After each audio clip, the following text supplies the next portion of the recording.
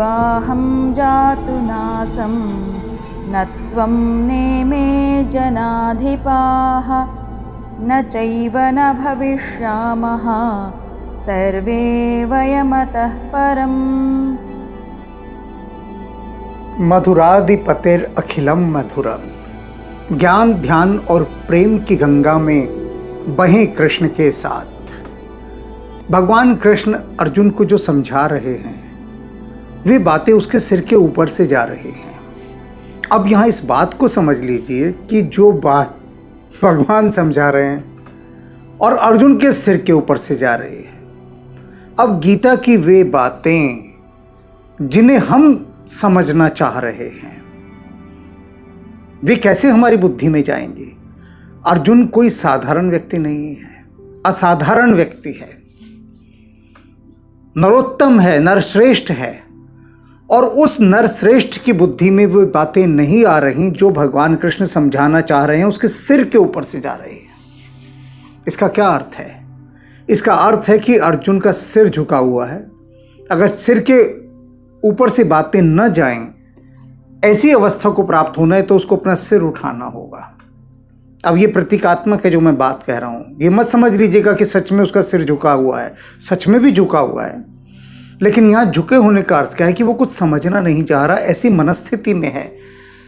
उसकी जो mental state है वो इस समय ऐसी है कि वो कुछ समझ नहीं पा रहा। क्योंकि जिस समय व्यक्ति बहुत कंफ्यूज होता है, ऊहापोह की स्थिति में होता है, द्वंद्वात्मक स्थिति में होता है, अपने में ही घिरा होता है, तब बाहर से उसे कोई कितना भी समझाए उसकी समझ में नहीं आता। वो बातें भीतर जाती नहीं। सुनता ज़रूर है, निश्चित रूप से सुनता है, लेकिन उसका जो सुनना है ना वो गुनना नहीं बन पाता, उसका मनन नहीं कर पाता। वो कान में तो बात पड़ रही है, निश्चित रूप से पड़ेंगी, शब्द है तो, लेकिन वो जो तालमेल है प्रतिभा का, मेधा का, वो तालमेल नहीं बैठ पाता, वो जुगलबंदी नहीं बंध पाती। इसलिए शब्दों के जो गूढ़ अर्थ हैं वे समझ में नहीं आते। पूर्वाग्रहों के कारण ग्रसित हो रहा है मनुष्य, उन चीजों को नहीं समझ पाता। भगवान कृष्ण ने उसे समझाना शुरू किया कि सुन, तू बार बार एक ही बात कह रहा है कि मैं शांति को प्राप्त नहीं होऊंगा अगर मैं ये युद्ध करता हूं तो मुझे पछताना पड़ेगा, मैं शोकग्रस्त हो जाऊंगा। तो कह रहे हैं तू मुझे एक बात बता, किस बात का शोक तू करेगा, वो बात तो मुझे बता दे। दो चीजें हैं जिन पर भगवान इस समय अर्जुन को विशेष रूप से बताना चाह रहे हैं, और ये दोनों बातें इतनी गूढ़ बातें हैं कि जो अर्जुन की पूरी शल्य चिकित्सा कर सकती हैं।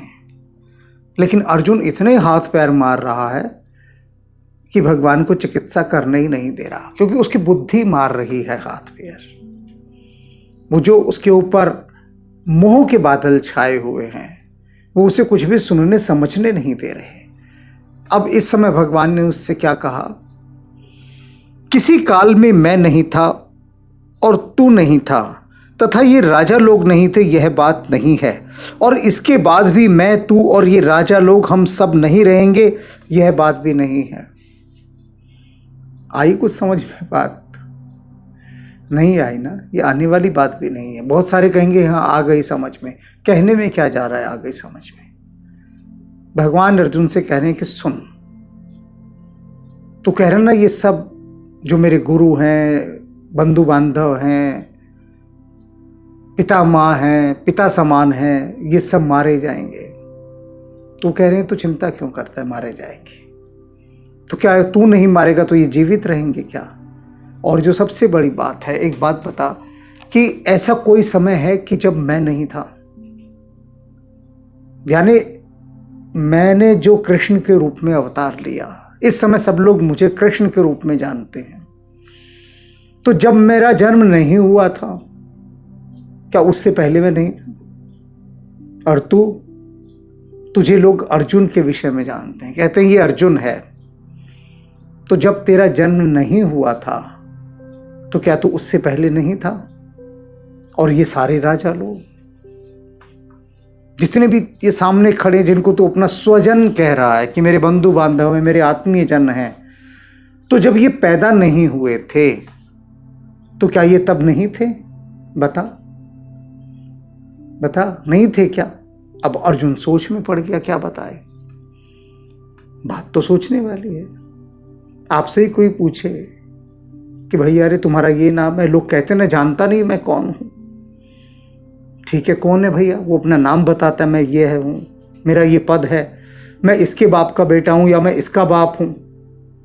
अपने वो अहंकार भरे सामाजिक परिचय देता है जो उसकी पद प्रतिष्ठा से संबंधित होते हैं। अब कोई उससे पूछे कि जब तेरा ये नाम नहीं था, तेरा ये रूप नहीं था, तेरा ये शरीर नहीं था, तो क्या तो उससे पहले भी नहीं था? अब इतनी गहरी और ऊंची बात, वो तो सिर खुजलाएगा, वो सोचेगा हाँ इससे पहले मैं था या नहीं था। वो कहेगा भाई अपन लोग को समझ नहीं आ रहा बात, क्या बोल लेगा, कुछ समझ में नहीं आ रेला है, तो ये आरेला जारेला हो जाएगा, क्योंकि बात ही ऐसी है। अभी हम पीछे की बात तो सोच ही नहीं पाते ना, कि जब हमारा जन्म नहीं हुआ था तो क्या उससे पहले हम नहीं थे? यही बात भगवान कृष्ण अर्जुन से कह रहे हैं कि तू शोक कर रहा है तो दो चीज पहले समझ ले, एक है शरीरी और एक है शरीर। यही बात पिछले उन्होंने श्लोक में उससे बोली है और अभी भी बोल रहे हैं कि दो चीजें हैं, शरीरी और शरीर। शरीरी क्या है? सत, और शरीर क्या है? असत। अब शरीरी क्या है? वह जो शरीर के भीतर रहता है। मनुष्य का शरीर है या किसी भी जीव जंतु का शरीर, अब उसमें कोई तो है ना जो रह रहा है, जो उसे चला रहा है, जो उसका ऑपरेटर है, जो उसकी एनर्जी है, जो उसकी पावर है, कोई तो है ना। तो वो जो चैतन्य है, वो जो प्राण है, वो जो परमात्मा है जो उसके भीतर है, वह शरीरी है, यानी जो शरीर को चला रहा है। तो कृष्ण कहते हैं कि सुन अर्जुन, वह जो शरीरी है उसका तो कभी क्षय नहीं होता, उसका कभी नाश नहीं होता, उसका कभी व्यय नहीं होता, वह कभी घटता ही नहीं, जैसा है वैसा रहता है। तो वो जो शरीरी है, जो शाश्वत है, सनातन है, जो वैसे का वैसा रहेगा, तो उसके लिए तो शोक किया ही नहीं जा सकता, क्योंकि वो कभी समाप्त ही नहीं होगा। अब वह शरीरी जिस शरीर में रह रहा है, अब शरीर का तो नाश होगा ही होगा, प्रत्येक स्थिति में होगा। तो अब जब शरीर का नाश होगा, ये पता भी है कि इसका नाश होगा, तो फिर उसका शोक क्या करना? जिसका नाश कभी होगा ही नहीं उसका तो शोक करना ही नहीं, और जिसका पता है कि इसका नाश होगा ही होगा, तो उसका शोक क्या करना? वो तो पहले से ही पता है। अब हर चीज़ आप लेते हैं, पता है भाई इसकी एक्सपायरी डेट ये है। दवाई लेते हैं या कोई भी खाने पीने की चीज़, सभी के ऊपर लिखा होता है एक्सपायरी डेट ये, और उस एक्सपायरी डेट के बाद की दवाई आप छूते तक नहीं है, फ़ौरन फेंक देते हैं। कभी दुख होता है क्या कोई आपके पास घर में दवाई रखी और उस पर लिखा होगा एक्सपायरी डेट, और आप खाने लगते हैं और देखते हैं अरे तो एक्सपायरी है? कुछ दुख नहीं होता, एकदम फेंक देते हैं, क्योंकि मन ये एज्यूम कर चुका होता है, मान चुका होता है कि भैया ये तो एक्सपायरी डेट हो गई, इसको एक्सपायर होना ही था, तो फेंक दी जाती है। तो वही छोटी सी बात भगवान कृष्ण अर्जुन को समझा रहे हैं कि इतनी सी समझ ले बात भाई, कि तू बार बार कह रहा है कि मैं शोकग्रस्त हो जाऊंगा अगर मैं युद्ध करूंगा, अपनों को ही मारना पड़ रहा है, मैं मोहग्रस्त हो गया हूं। तो काहे के लिए मोहग्रस्त हो गया है? तो कि इनके भीतर, इन शरीरों के भीतर जो रह रहा है शरीरी, वो तो कभी मरेगा ही नहीं, और ये शरीर है, इनको तो मरना ही मरना है, तो फिर तो शोक क्यों कर रहा है? अब यहाँ एक बहुत गहरे ढंग से भगवान ने बात कही है, बहुत गहरे ढंग। वो कह रहे हैं अर्जुन एक बात बता, मैं, तू और ये राजा लोग क्या पहले नहीं थे? ऐसे कह रहे ना कि पहले नहीं थे क्या? वो ये भी कह सकते थे कि ये राजा लोग तो भाई पहले भी थे, ये नहीं कह रहे। वे यहाँ पर जो जातु शब्द का उपयोग कर रहे हैं, जातु यानी काल में, कहते किस काल में ये नहीं थे बता दे, अर्थात अब नहीं है, ये जो पहले का काल जा चुका है, इनके जन्म से पहले का, तब भी थे ये, अभी भी हैं, और इसके बाद जब ये नहीं रहेंगे तो क्या ये समाप्त हो जाएंगे? तब भी नहीं रहेंगे, तब भी ये होंगे। वे स्वयं से कहते कि मैं जब कृष्ण के रूप में नहीं था तब भी था, अब कृष्ण के रूप में हूं, अभी भी हूं, और जब ये कृष्ण नाम की देह नहीं रहेगी क्या मैं तब समाप्त हो जाऊंगा? मैं तब भी रहूंगा। तो कहते प्रत्येक काल में ये शरीर ही रहता है, केवल शरीर ही नष्ट होता है। तो तू शोक किसके लिए कर रहा है ये बता दे। अब अर्जुन क्या बताएगा वो? क्योंकि बताने के लिए उसके पास इस समय कुछ भी नहीं है, क्योंकि उसकी बोलती बंद हो चुकी अपने शोक और मोह के कारण। ये इतनी मूल्यवान बात उन्होंने बताई, इतनी मूल्यवान बात। वे अर्जुन को सीधा सीधा समझा रहे कि देखिए एक अवस्था है, इस अवस्था के अंदर अभी तू है, अभी मैं हूं, अभी ये राजा लोग हैं।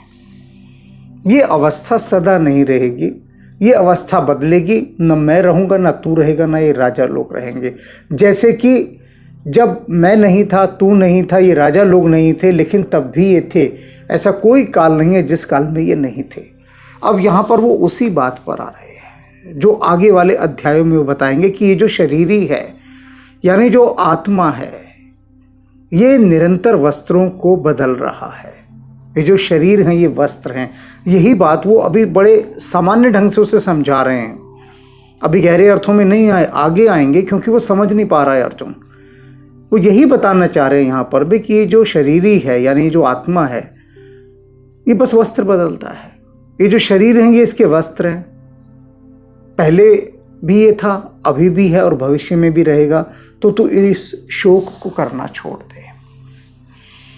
मनुष्य केवल वहीं तक देख पाता है जितनी उसकी कालावधि होती है, अर्थात कालावधि माने जितने उसका टाइम पीरियड होता है। अब एक मनुष्य जो सोचता है अपने जीवन में, वो केवल 30, 40, 50, 60, 70 साल, इसके भीतर ही वो सब कुछ सोचता है, सब कुछ सोचता है। इसलिए अनेक बार ये प्रश्न सामने लोगों के उठते रहते हैं, सामने आते हैं कि हम देखते हैं हमारे जीवन में तो पापी तो सजा मौज करते हैं, ये जो अत्याचारी हैं, दुष्ट हैं, भ्रष्ट हैं, ये सारे लोग कितने मज़े कर रहे हैं, ऐश कर रहे हैं, लेकिन जो एक सच्चा ईमानदार आदमी है वो दुख पा रहा है, कष्टों में घिरा हुआ है। ऐसा क्यों होता है? भगवान इतनी नाइंसाफ़ी क्यों करता है? इतना क्रूर क्यों है? भगवान है ही नहीं। यदि होता तो क्या उसे ये पापी दिखाई नहीं देते, राक्षस दिखाई नहीं देते जो इतने अत्याचार कर रहे हैं? अनेक लोग प्रश्न भेजते हैं मुझे कि आप इस बारे में क्या कहेंगे? ये इतने पापी लोग, इतने घृणित काम करने वाले लोग, क्या इनको भगवान दंडित नहीं करता? भगवान को दिखाई नहीं देता ये सब? मेरे माध्यम से वो भगवान की क्लास लेते हैं, तो मैं उनसे कहता हूँ कि एक छोटा सा टुकड़ा है, बहुत छोटा सा टुकड़ा, जिस टुकड़े में वो अत्याचारी है और तुमने देखा कि उसको दंड नहीं मिला, लेकिन उसको दंड मिलेगा। एक व्यक्ति जो अपराध करता है, जिस समय वो अपराध कर रहा होता है उस समय तो उसको दंड नहीं मिलता ना तत्काल, उसके बाद में जब उसका अपराध सिद्ध हो जाता है तब उसको दंड मिलता है। तो महाकाल की दृष्टि में ये एक जन्म कुछ भी नहीं है। एक जन्म समझ लीजिए कि उसका क्राइम पीरियड, जिसमें वो अपराध कर रहा है या पुण्य कर रहा है। अब एक आदमी जो परम सात्विक जीवन जी रहा है, किसी का धन नहीं लूटता, किसी को सताता नहीं, बहुत दयालु व्यक्ति है, करुणामय है, प्रेममय है, धर्म भीरू है। अब ऐसा व्यक्ति जब अगले फेस में जाएगा, अगले चरण में जाएगा, तो इन सब चीज़ों का उसको रिवॉर्ड मिलता है, पुरस्कार मिलता है। और वो जो व्यक्ति जो अभी पापी है, दुष्ट है, क्रूर है, अत्याचारी है, भ्रष्ट है, उसको फिर इसका दंड मिलता है, उसको पुरस्कार मिलता है, उसको दंड मिलता है। अब ये जो दंड और पुरस्कार हैं, इसका बड़ा मज़ेदार खेल चल रहा है, बहुत ही मज़ेदार खेल। क्योंकि वो जो व्यक्ति इस समय बहुत धनी है, बहुत पैसे वाला है, बहुत उच्च पद पर है, उसको अपने पूर्व जन्म के उन अच्छे कामों का ये पुरस्कार मिला। अब पुरस्कार तो मिल गया, लेकिन वो जो उसका अहंकार है, उसने उसी पुरस्कार को दंड में बदल दिया बुरे कर्म करके। ये चीज समझ लीजिए आप बहुत अच्छी तरह से। क्योंकि जो भी व्यक्ति जितने उच्च पद पर है, जितना अधिक धनवान है, जितना अधिक ज्ञानवान है, जितना अधिक रूपवान है, बलवान है, यानी समृद्ध है, किसी भी क्षेत्र में कहीं भी वो समृद्ध है, समृद्धि के चरम पर है, पीक पर है, समझ लीजिए कि परमात्मा ने, प्रकृति ने उसके पूर्व जन्मों के कारण प्रसन्न होकर उसे एक वरदान दिया कि जा बेटा ऐश कर, उसको लिफ्ट करा दे। अब हुआ क्या, वो मोहग्रस्त होकर भूल कर केवल शुद्र स्वार्थों में ही उलझ कर रह गया, केवल शुद्र स्वार्थों में। एक कहानी मैं अक्सर सुनाता हूं, बड़ी प्यारी कहानी है कि एक बार राम जी के पास एक कुत्ता पहुंचा और बोला मुझे न्याय चाहिए। तो राम जी ने कहा बता क्या हुआ। तो उसने कहा देखो मेरे सिर पे बहता हुआ आप रक्त देखते हैं, खून बह रहा है मेरे सिर पे। तो प्रभु ने कहा हाँ कैसे हुआ ये। तो उसने कहा मैं बैठा था, लेकिन एक व्यक्ति ने मेरे सर पर ईंट फेंक के मारी। मैंने उसे कुछ भी नहीं कहा था, मैं तो सिर्फ सो रहा था धूप में, और बिना किसी बात के उसने मेरे ऊपर ये ईंट फेंक के मारी और मेरा सिर लहूलुहान हो गया। अब मुझे न्याय चाहिए। तो प्रभु ने उसे बुलाया जिसने ईंट फेंक के मारी थी, उससे कहा भाई कुत्ता जो कह रहा है बता, क्या ये सही कह रहा है। तो उसने कहा हाँ जी सही कह रहा है, क्योंकि राम से झूठ कैसे बोलेगा, पता है उसे राम जी के आगे तो झूठ चल ही नहीं सकता। बोला जी हाँ मैंने मारी। तो पूछा राम जी ने भाई कुछ कह रहा था तेरे को ये। उसने कहा नहीं कुछ नहीं कह रहा था। तो फिर काहे के लिए मारी। तो उसने कहा मेरे उस रास्ते में लेटा हुआ था जहां से मैं जा रहा था, और मुझसे ये सहन नहीं हुआ और मैंने इसके ईंट मार दी। जरूरी नहीं समझा इसको हटाना, बस ईंट मारी फेंक के, मुझे इतना गुस्सा आया हुआ था। राम जी ने कहा कुत्ते से बता भाई क्या चाहता है, क्या न्याय चाहता है, तो जो कहेगा वो न्याय कर देंगे। इसने भी अपना अपराध स्वीकार कर लिया है। तो उसने कहा जी यदि आप सच में न्याय करना चाहते हैं तो जो मैं इसको दंड दूंगा वो आपको देना पड़ेगा। राम जी ने कहा बिल्कुल, बता क्या दंड दें। तो उसने कहा जी इसको जो है यहाँ का मठाधीश बना दीजिए, जो यहाँ का सबसे बड़ा मठ है ना उसका इसको अध्यक्ष बना दीजिए, मठाधीश।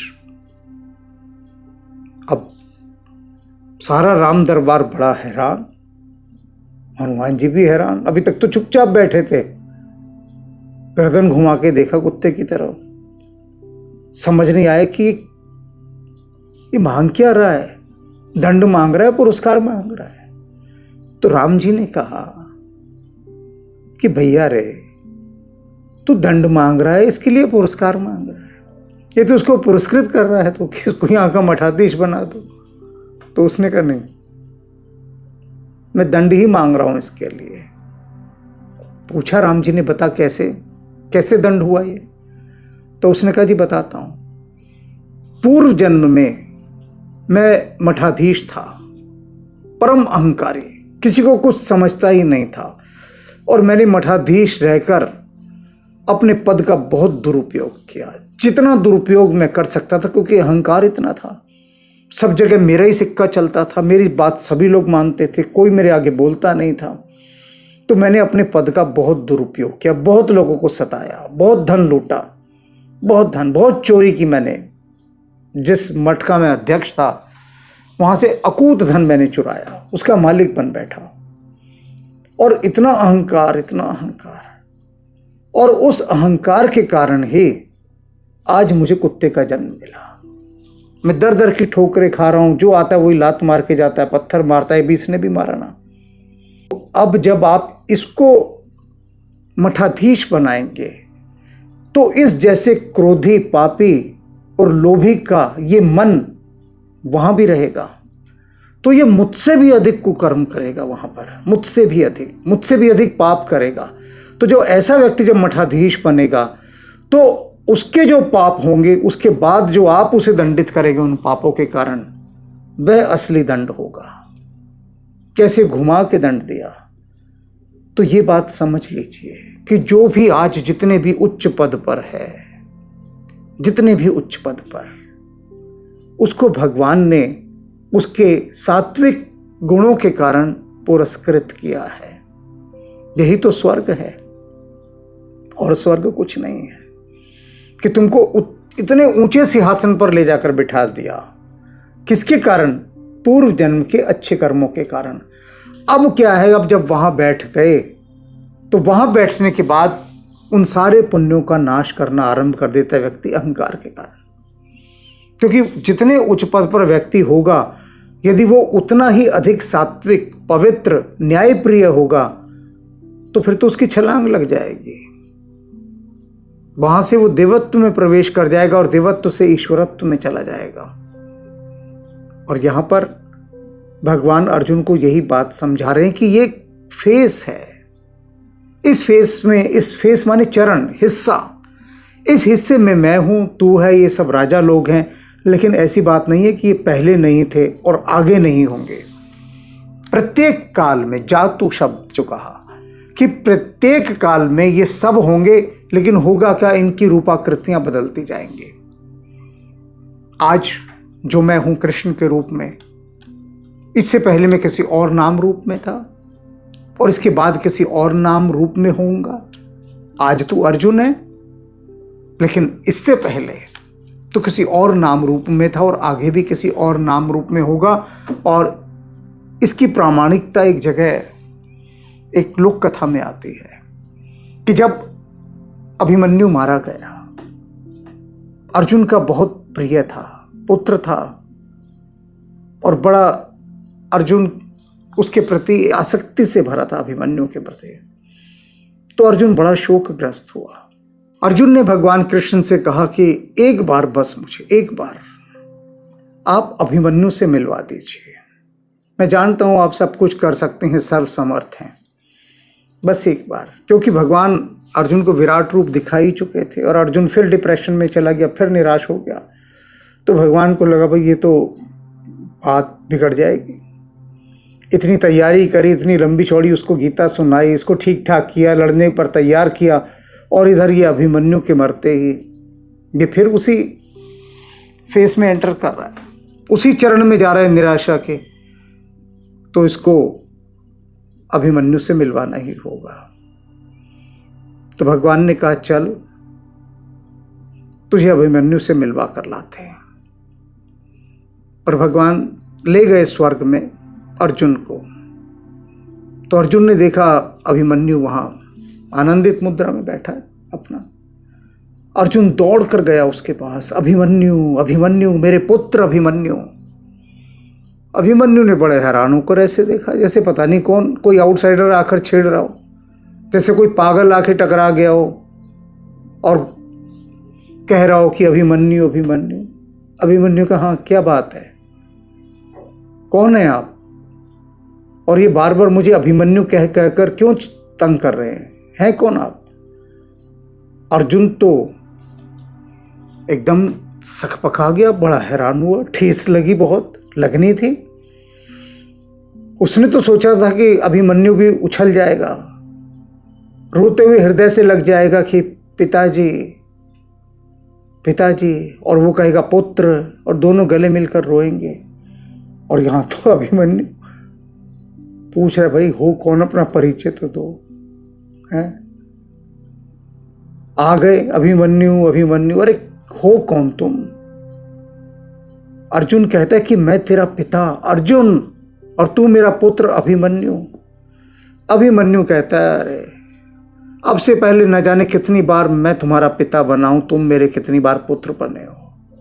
यहां कौन किसका पिता, कौन किसका पुत्र? जाओ काम करो अपना, और नीचे जो लड़ाई झगड़ा चल रहा है ना, निपटा कर आओ उसे, जाओ। अभिमन्यु, अभिमन्यु, बड़ा झटका लगा अर्जुन को, बात समझ में आ गई। वही बात भगवान कृष्ण उसे इस समय समझा रहे हैं, अभी विराट रूप नहीं दिखाया। वही बात जो अभिमन्यु ने तब समझाई कि कौन किसका पिता, कौन किसका पुत्र। अब से पहले न जाने कितनी बार मैं तुम्हारा पिता बना हूं, तुम मेरे पुत्र बने हो। ये कहाँ का पिता पुत्र लिए बैठे हो? वही बात भगवान कृष्ण अर्जुन को समझा रहे हैं कि मैं कृष्ण, तू अर्जुन, ये राजा, अरे ये अभी इस छोटे से कालखंड में हम सब ये नाम रूप धारण किए हुए। ऐसी बात नहीं है कि हम इससे पहले नहीं थे और इससे बाद भी नहीं होंगे। अब ये बात अर्जुन को तो समझ में नहीं आई अभी तक, लेकिन आप सभी को जरूर समझ में आ गई होगी, निश्चित रूप से आ गई होगी, क्योंकि अर्जुन तो आप सबके आगे बच्चा है, छोटा सा घुटनों के बल सरकता हुआ बच्चा। आप लोग तो इतने पढ़े लिखे यूनिवर्सिटियों के, और कोई यहाँ पढ़ा लिखा ना भी हो तो अपनी समझ उसमें इतनी ज़्यादा है।